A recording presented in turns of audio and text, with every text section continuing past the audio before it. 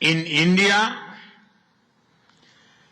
capital does not just grow, it multiplies.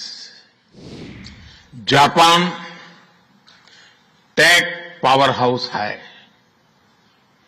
और भारत एक talent power house है।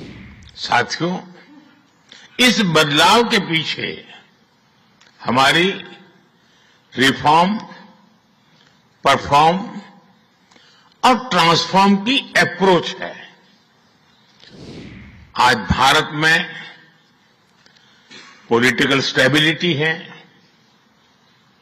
Economic stability है, पॉलिसी में पारदर्शिता है, प्रेडिक्टेबिलिटी है। आज भारत विश्व की सबसे तेज ग्रो करने वाली मेजर इकोनॉमी है और बहुत जल्द विश्व की तीसरी सबसे बड़ी इकोनॉमी बनने जा रहा है। योर एक्सेलेंसी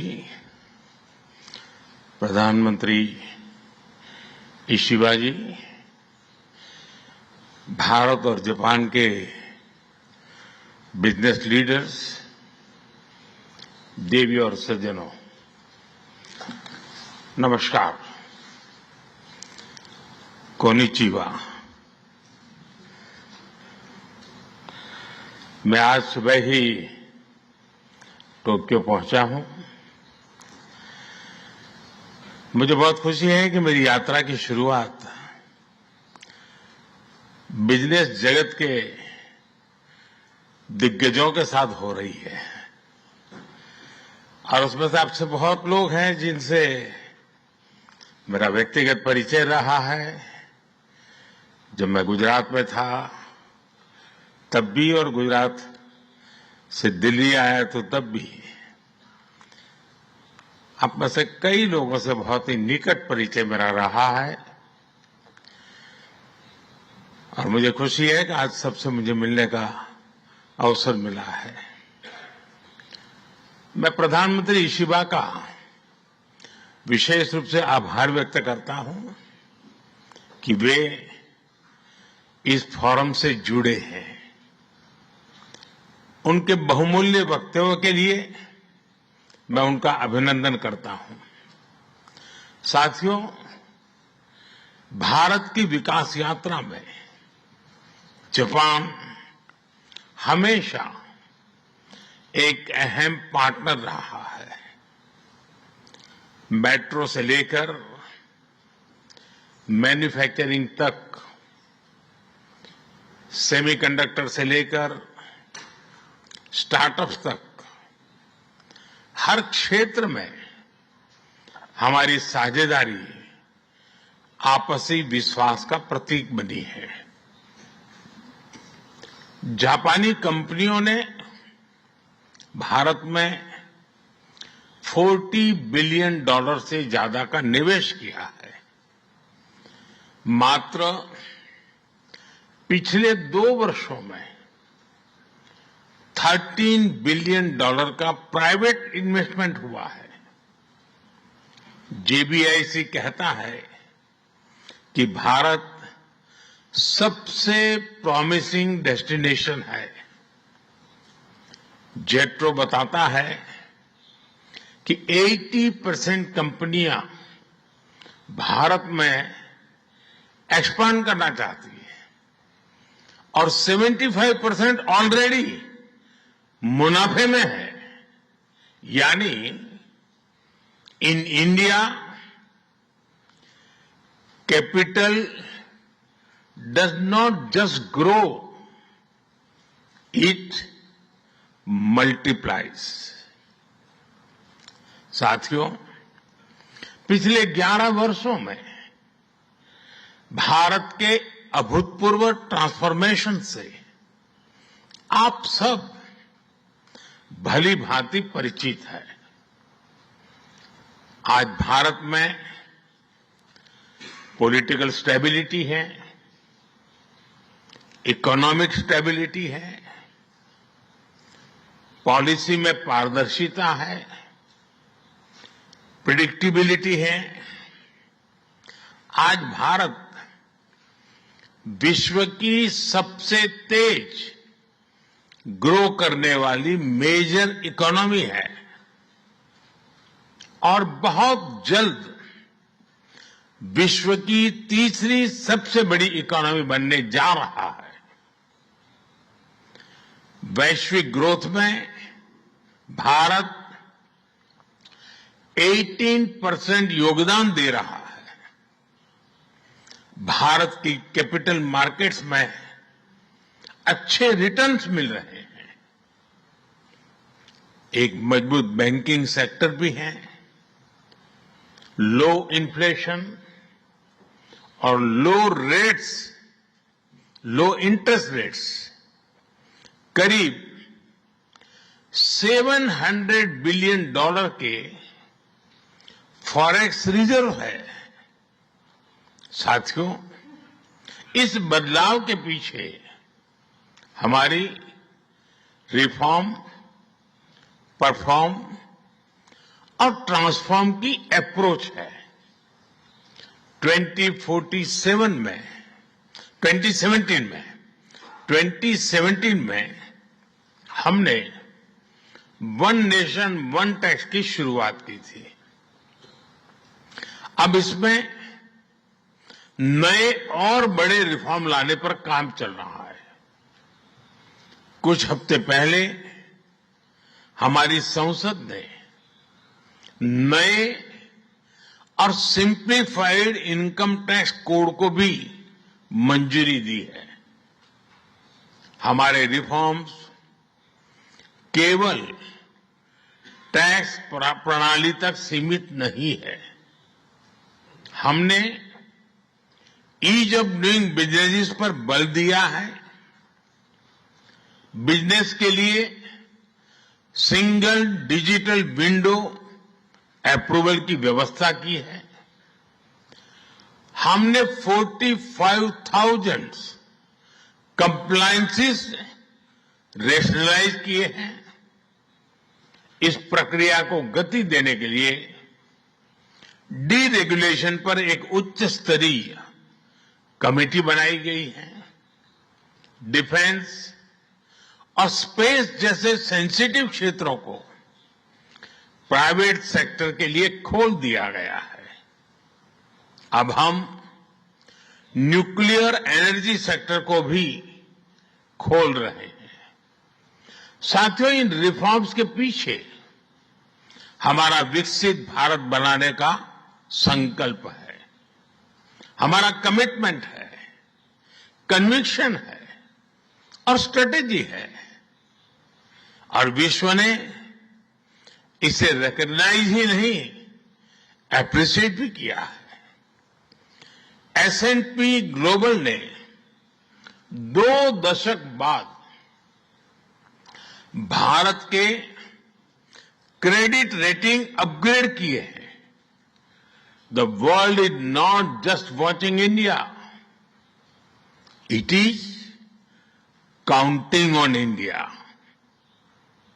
साथियों, अभी भारत जापान बिजनेस फोरम की रिपोर्ट प्रस्तुत की गई। कंपनियों के बीच हुई बिजनेस डील्स, इसका बड़ा विस्तार से वर्णन दिया गया। इस प्रगति के लिए मैं आप सभी का बहुत बहुत अभिनंदन करता हूं। हमारी साझेदारी के लिए मैं भी कुछ सुझाव बड़ी नम्रतापूर्वक आपके समक्ष रखना चाहूंगा। पहला है मैन्युफैक्चरिंग। ऑटो सेक्टर में हमारी भागीदारी बेहद सफल रही है और अभी प्रधानमंत्री जी ने इसका विस्तार से वर्णन किया। हम साथ मिलकर वही magic batteries, robotics, semiconductor, ship building और न्यूक्लियर एनर्जी में भी दोहरा सकते हैं। साथ मिलकर हम ग्लोबल साउथ, विशेषकर अफ्रीका के विकास में अहम योगदान दे सकते हैं। मैं आप सबसे आग्रह करता हूं, कम make in India, make for the world. Suzuki और डाइकिन की सक्सेस स्टोरीज आपकी भी सक्सेस स्टोरीज बन सकती है। दूसरा है टेक्नोलॉजी और innovation. Japan tech powerhouse है और भारत एक टैलेंट पावर हाउस है। भारत ने AI, semiconductor, quantum computing, biotech और स्पेस में बोल्ड और एम्बिशियस इनिशिएटिव लिए हैं। जापान की टेक्नोलॉजी और भारत का टैलेंट मिलकर इस सदी के टेक रिवॉल्यूशन का नेतृत्व कर सकते हैं। तीसरा क्षेत्र है ग्रीन एनर्जी ट्रांजिशन। भारत तेजी से 2030 तक 500 गीगावाट रिन्यूएबल एनर्जी के लक्ष्य की ओर अग्रसर है। हमने 2047 तक 100 गीगावाट न्यूक्लियर पावर का भी लक्ष्य रखा है। सोलर सेल्स हो या फिर ग्रीन हाइड्रोजन, साझेदारी की अपार संभावनाएं हैं। भारत और जापान के बीच जॉइंट क्रेडिट मैकेनिज्म पर समझौता हुआ है।